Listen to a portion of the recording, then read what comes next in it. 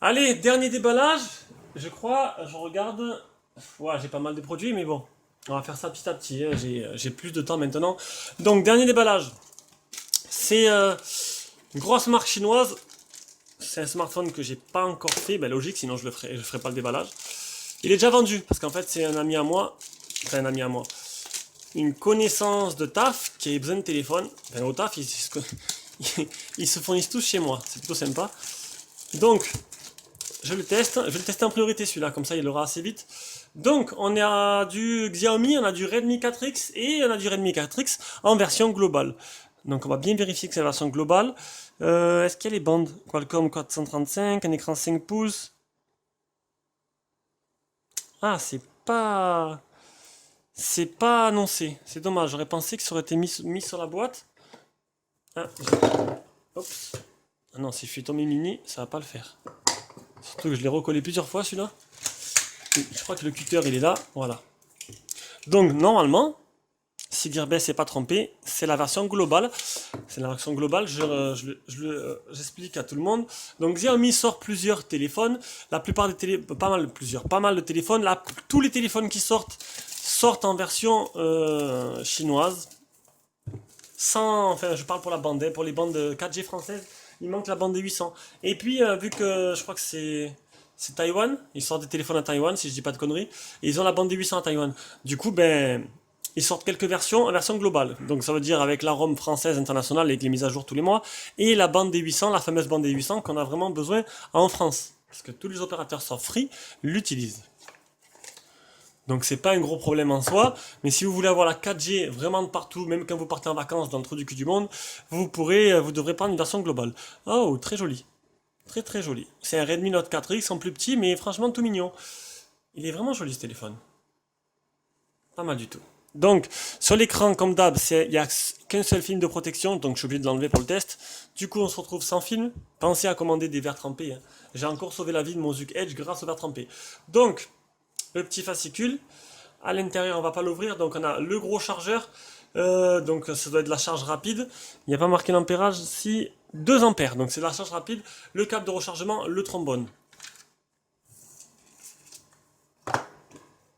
C'est la version 33 Go de RAM, 32 Go de ROM. C'est un téléphone que vous trouvez environ à 120 euros, entre 100 et 120 euros, suivant les périodes, suivant les promos et suivant les codes. Et voilà. Donc il n'est pas à vendre. Par contre, si vous intéresse, vous avez le lien d'achat direct en bas de la vidéo. Et je sens que celui-là, il va intéresser du monde parce que honnêtement, il est superbe. Il est vraiment joli. Je reste tout en rondeur et tout. Il est vraiment pas mal. Allez, on l'allume.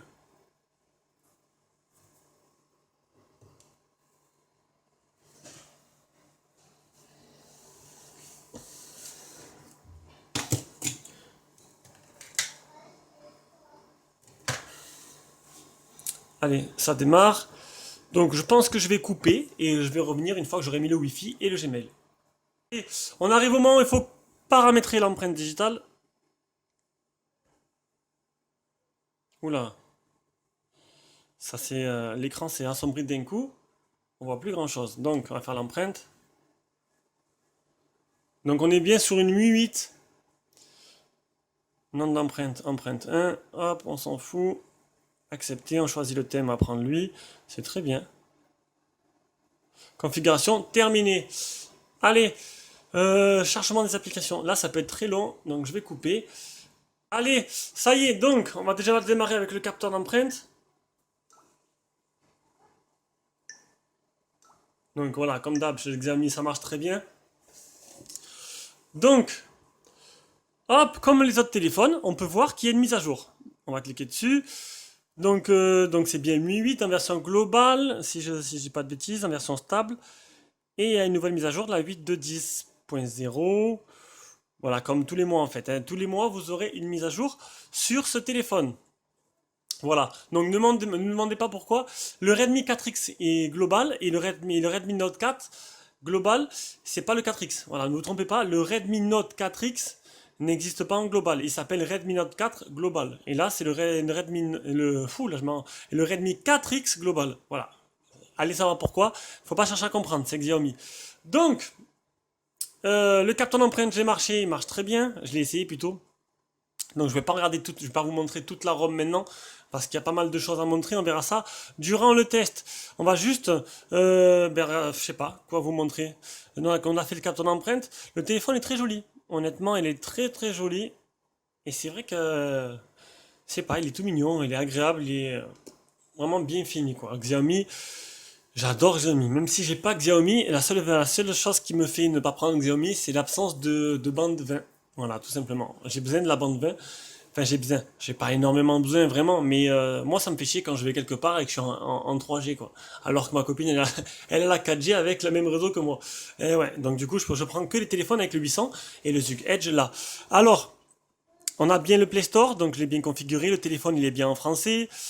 Donc dans les menus, on va pas vous les montrer maintenant, il y a pas mal de choses. Il y a, même si ça c'est pas mal simplifié avec le temps. Ah, j'ai reçu 9 mails. On va directement voir les photos. Donc la surcouche, c'est la nuit. Donc c'est une surcouche personnalisée par Xiaomi où vous pouvez modifier un peu tout à votre sauce. Alors ma fille est en train de déménager sa chambre. J'ai été un peu interrompu, c'est pas grave. Donc on va faire quelques photos.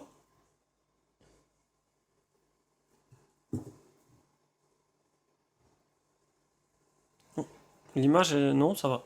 Alors, hop, on va commencer par Donald. À première vue, ça a l'air vraiment pas mal.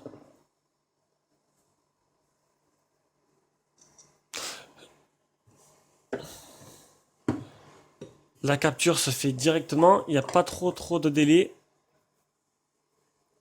Allez, on prend la famille entière. Alors, voyons.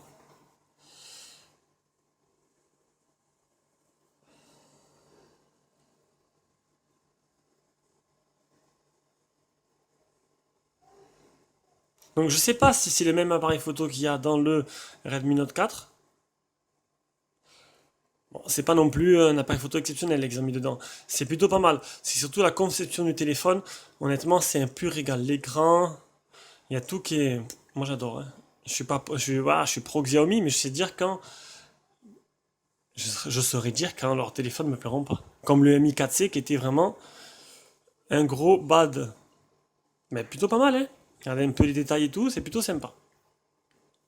Donc, mais paradoxalement, je sais pas quoi dire sur ce téléphone. Voilà, c'est du Xiaomi, c'est vu, revu, c'est toujours pareil. Donc en fait, on a toujours les nouveaux qui sortent. La surcouche, elle reste la même. Du coup, on sait pas trop quoi dire dessus parce que c'est toujours la même surcouche. C'est juste le matériel qui change. Donc j'ai testé le Note 4X. Là, cette fois-ci, c'est le petit frère. Je pense que ça va être encore une bonne réussite. Je vais bien me régaler avec et son futur hacker aussi. Voilà, c'était le déballage du Redmi 4X. On va attaquer directement le test du Blue D1.